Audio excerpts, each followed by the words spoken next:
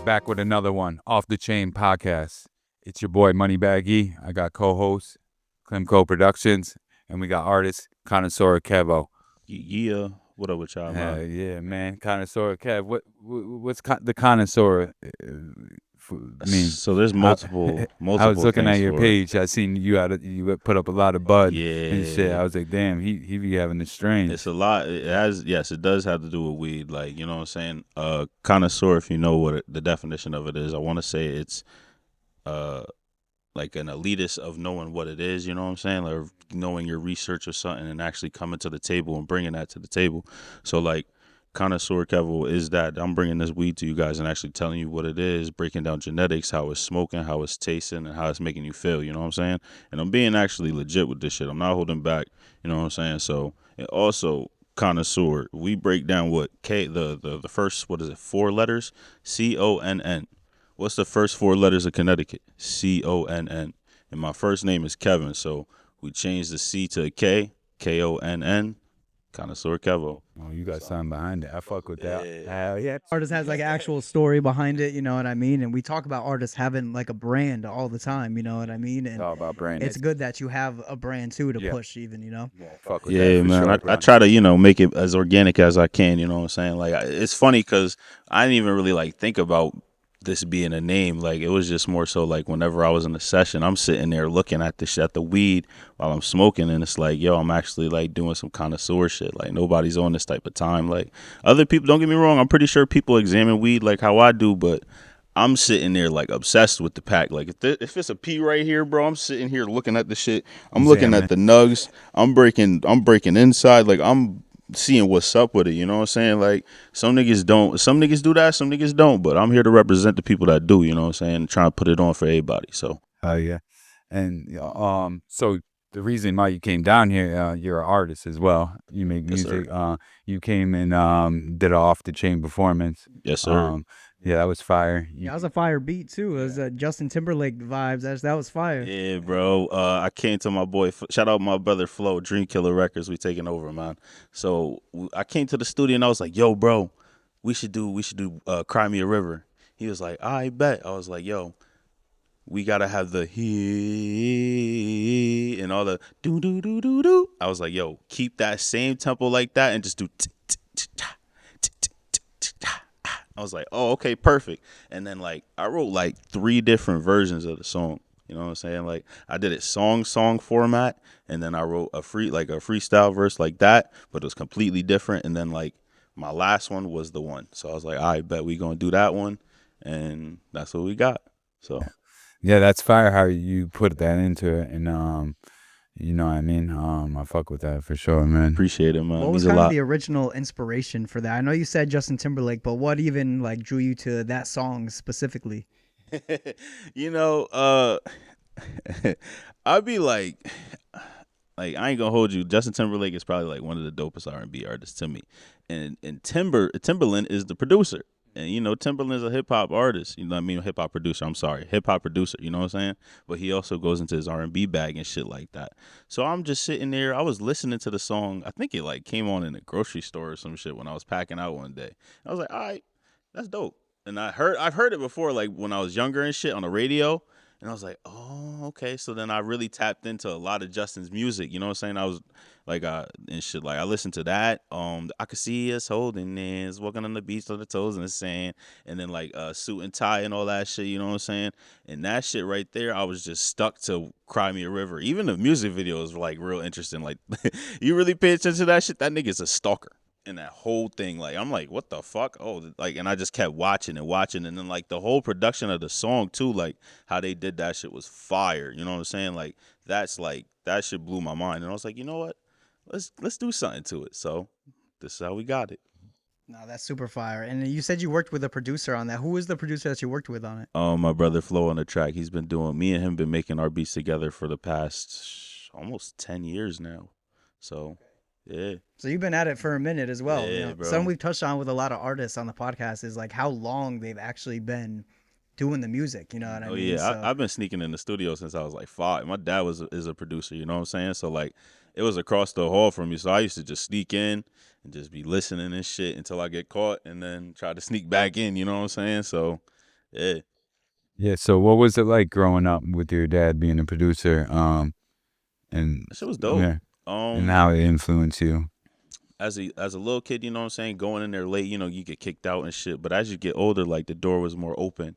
You know what I'm saying? So like I could go in there, chill, probably fuck around and make a beat. I remember one time he wrote a verse for me and that shit was dope. I was probably like 9 or 10 years old, you know what I'm saying?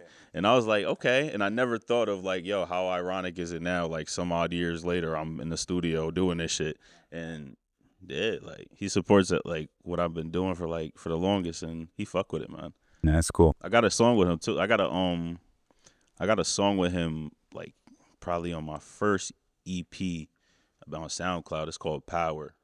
So if y'all ever get the chance, go check that shit out on SoundCloud. I might have to check that out. Yeah, bro. He sampled the Farrakhan. I got a couple of kids myself, 2 boys, you know, and then like them growing up, they're still young, but I'm like, you know, I mean, waiting for the day to do some shit like that, man. be It's dope, just man. really, you know, that shit's cool, bro. Oh yeah, I hope the best for your boys, man. Oh yeah, thank you, bro. Yes, sir. And let's even touch back even on the connoisseur part of your name, you know what I mean? We were talking for a little minute, you know what I mean, before the podcast. Yeah, we were chatting it up, you know what I mean? So we got a great debate. So you like the Cali packs, you were saying. Like, tell us what you like, you know what I mean? What are you thinking, like? Honestly, I don't. What are you smoking on right now? I don't. I want to say it's the pineapple upside down cake. I'm not sure, or it could be the shamrock cake that I'm smoking right now. I got 2 cake strains. I'll tell you the genetics on both of them. The shamrock cake is a what the fuck is it? It's a wedding mince, which is like a wedding cake, Kush mince, and then that's crossed to a fucking. Oh man, that shit's slipping my head right now too. That's crazy. Fuck. I think it's like a cookie cross or some shit like that. I think probably that's the other one. It's a cookie cross if I'm correct. I want to say so. And then the other one, the upside down cake, the pineapple upside down cake is a pineapple train wreck crossed to like a Cookie Monster, and Cookie Monster's like, what is it, like Thin Mint, Sim Mints, and like a Granddaddy or some shit like that. So they interesting. No Z packs today. No Z packs today, sadly. But that's all right. Oh, and I got some other shit in the cut too. It's called Berry White, but it's not the blueberry white widow cross. I should have rolled that shit up, but I didn't. Fuck. It's a blueberry cross to New York City Diesel, and then that's crossed to a sour pink grapefruit, which is like a sour diesel, and then it's crossed to another sour or some shit like that. So I got some sour. You know what I'm saying? Niggas be saying the sour's dead. But you just gotta look, man. Just look. You gotta look around for it. Yeah. It's not exact sour, but it's sour on sour on sour with some blueberry. So. And I feel like that was a heavy part of the conversation, even the fact that it's changed. You know what I mean? The game's changed heavily, changed. And the weed has too itself. Well, yeah, son, I'm an older cat, so you know I might be a little older than both you guys. But back when I was like the strains, like they had the Dro, you know, Piff, I like hearing shit. You know, like what I mean, though. Haze. You know, what I'm saying a lot of that shit. That was like the top. This is history that niggas should be talking about. Yeah, like, but it was $400 or $500 an ounce. That's so fire. I don't though, think like, motherfuckers want to pay that. That. Well, you know what I'm niggas, saying? Niggas they don't got them now. understand. They got some of the buds now, but it's like, now who do you trust to give $400 or $500 for the ounce? Yeah. That is the real good shit. You know what I mean? It's like everyone's trying to make that dollar nowadays. So it's like they're screaming, "This is this bud, that bud." That's why I really tapped into the dispensaries, and people. Some of the guys will be like, "Oh no, dispensary buds." There's a big debate about that too. You know what I mean? But like, you know, it satisfies me. I've smoked real good shit, and then I've smoked some shit that's like, all right, that ain't, you know what I mean? But the price and what you get, like, is, you know what I mean? It's pretty good. You know what I'm saying? I've been getting, I've got some GMOs that have been good out of there. I've got garlic breasts that have been good. I got, what do I got? It was a perpetual brand out of Springfield, with fine fettle. It was what was that one? Pineapple Bouquet.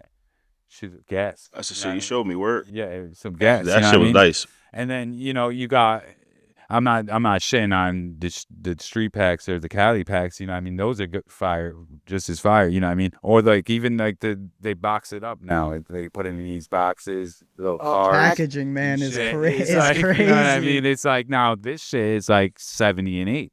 what the fuck are you doing paying Paying $70? for I the- roll for the 2 video joints at game- 8. Not for the worth video it. game You know case what I that it mean? comes 2 in. joints at 8, quarter a day. yeah, What are you it's like- fucking spending 140 a day? Yeah, it's You know, literally like 2 fucking- joints for me. You're fucking. It's like, You fuck gotta that. be fucking a millionaire. That You shit is, smoke this weed. it's not worth it. It's Just like- look, how I see it, and you know what I'm saying. How you broke it down to us, however it works for the consumer. You know what I'm saying? Yeah, to do what you want. Yeah, like- your Yeah, budget. everybody's But, personal you know what I preference mean? at the It's end of like, the day. yeah. And then Like- people get in these debates and they fighting, yelling at each other. It's like, nah, this bud, that bud. You know what I'm saying? But at the end of the day, you're gonna buy what you want. Everybody's buy. smoking You know what I'm regardless, so- saying? It's like, you're not gonna be like, As long as you you know? enjoy it, you enjoy it. Like, who gives a fuck, man?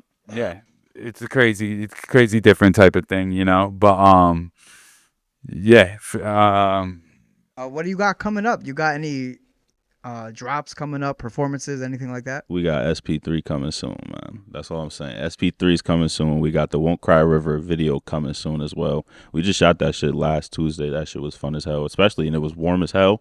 Oh man, shout out Gasco too, because Brody, fire. we won the raffle and we got a hoodie from him. oh, We fine. put it in the video, and I told bro I'd do that. So you know what it is, brother.